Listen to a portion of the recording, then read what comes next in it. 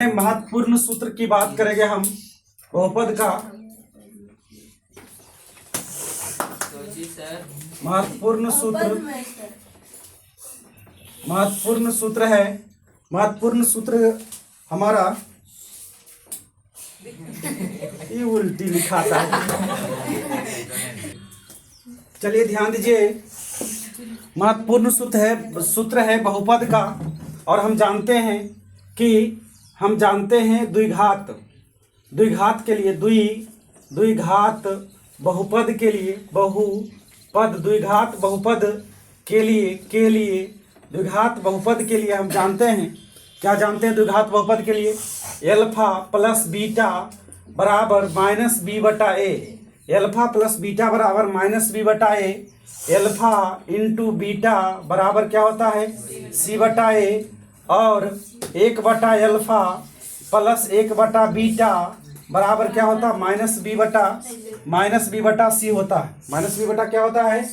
Minus B बटा सी होता है। ये किसके लिए है? ये द्विघात बहुपद के लिए है। किसके लिए है? द्विघात बहुपद के लिए।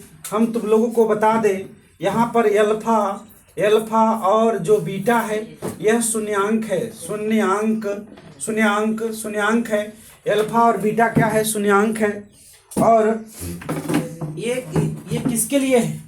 ये जो हमारा है यह स्पेशल द्विघात बहुपद के लिए ही है। किसके लिए है? द्विघात बहुपद के लिए ही है। अच्छा, त्रिघात बहुपद की बात करेंगे। त्रिघात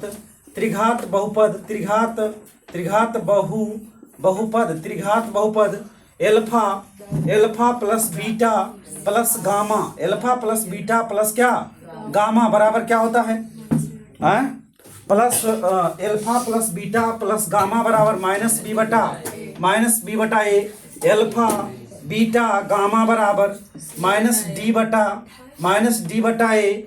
और alpha beta plus beta gamma plus gamma alpha बराबर क्या होता है?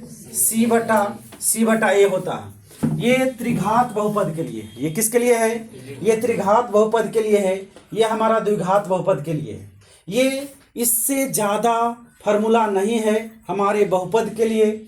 और हम ध्यान देंगे कि द्विघात बहुपद और त्रिघात बहुपद, अब द्विघात बहुपद और त्रिघात बहुपद का थोड़ा सा व्यापक रूप लिखते हैं। नीचे दिखाई देता है इधर? अच्छा, यहाँ पर देखिए तो द्विघात बहुपद लिखते हैं। द्विघात बहुपद का यहाँ पर बहुपद का व्यापक रूप बहुपद का व्यापक रूप होता है। लड़का लोग ध्यान दो, बहुपद का व्यापक रूप में आइए। बहुपद का व्यापक रूप में ax प्लस बी ये रैखिक बहुपद का व्यापक रूप है। किसका व्यापक रूप है? रैखिक बहुपद का व्यापक रूप है। और तुम लोगों को हम बता दें कि रैखिक बहुपद का जो व्यापक रूप होता है ये ax प्लस बी है। और रैखिक बहुपद का जो शून्यांक होगा वह क्या होगा? 1 होगा। रैखिक बहुपद का शून्यांक क्या होगा? 1 होगा।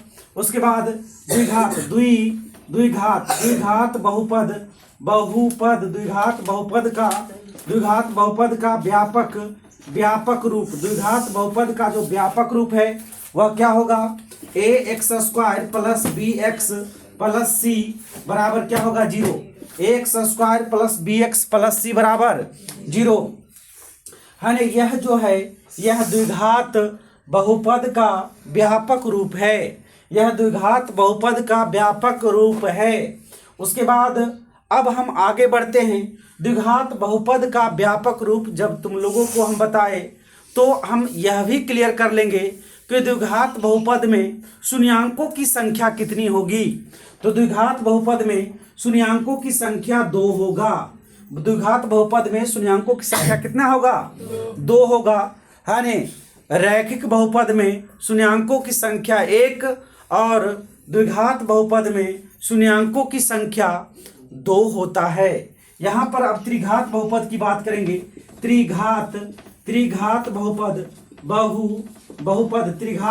की बात करेंगे तो इसका व्यापक रूप पहले लिख देते हैं। तो हो जाएगा a x cube plus b x x square plus c x plus d बराबर क्या हो गया 0। भैया लोग ध्यान दीजिए, अरे ध्यान दीजिए, यहाँ पर ये हमारा त्रिघात बहुपद का व्यापक रूप है, त्रिघात बहुपद का व्यापक रूप है। और त्रिघात बहुपद के व्यापक रूप में तुम लोगों को ये हमेशा के लिए याद रखना चाहिए कि त्रिघात बहुपद का जो शून्यांक होता है, शून्यांकों की संख्या होता है, वह 3 होता है। त्रिघात बहुपद में शून्यांकों की संख्या क्या होता है? 3 होता है। त्रिघात बहुपद में शून्यांकों की संख्या 3, द्विघात बहुपद में शून्यांकों की संख्या 2 और रैखिक बहुपद में शून्यांकों की संख्या 1। रैखिक बहुपद में शून्यांकों की संख्या 1। यहां तक कंप्लीट हो गया सब लोगों को? यानी एक बार फिर से हम यहां पर आते हैं। सबसे पहले हम यानी सूत्र की बात करेंगे और सूत्र द्विघात बहुपद की सूत्र की बात करेंगे तो ये अल्फा प्लस बीटा बराबर माइनस बी बटा ए होता है, अल्फा इंटू बीटा बराबर सी बटा ए होता है और 1 बटा अल्फा प्लस 1 बटा बीटा बराबर माइनस बी बटा सी होता है। वही हम त्रिघात बहुपद में चले तो ये alpha plus beta plus gamma बराबर माइनस बी बटा ए, अल्फा बीटा गामा बराबर क्या होता है माइनस डी बटा ए और alpha beta plus gamma plus beta gamma plus gamma alpha बराबर सी बटा ए होता है। यहाँ से इससे ज़्यादा और फार्मूला नहीं। उसके बाद हम बहुपदों का व्यापक रूप तुम लोगों को बताए। बहुपदों का व्यापक रूप में तुम लोगों ने यही देखा कि जो हमारा रैखिक बहुपद है, रैखिक बहुपद का व्यापक रूप जो होता है वह ए एक्स प्लस बी होता है। रैखिक बहुपद का व्यापक रूप ए एक्स प्लस बी होता है और रैखिक बहुपद का शून्यांकों की संख्या 1 होता है।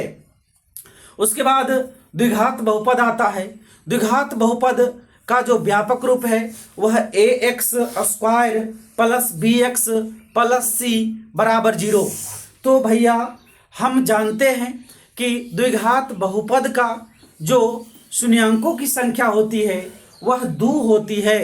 द्विघात बहुपद का शून्यांकों की संख्या 2 होती है और त्रिघात बहुपद का व्यापक रूप a x cube plus b x square plus c x plus d बराबर 0। ये हमारा त्रिघात बहुपद है और त्रिघात बहुपद के शून्यांकों की संख्या कितनी होती है? 3 होती है। अभी तुम लोगों को हमने यानी सभी फार्मूला से और हम यानी बहुपद के व्यापक रूप से यहाँ पर अवगत कराए और यहाँ से एक भी क्वेश्चन आ जाएगा हमारा यानी क्लियर हो जाना चाहिए। ठीक है।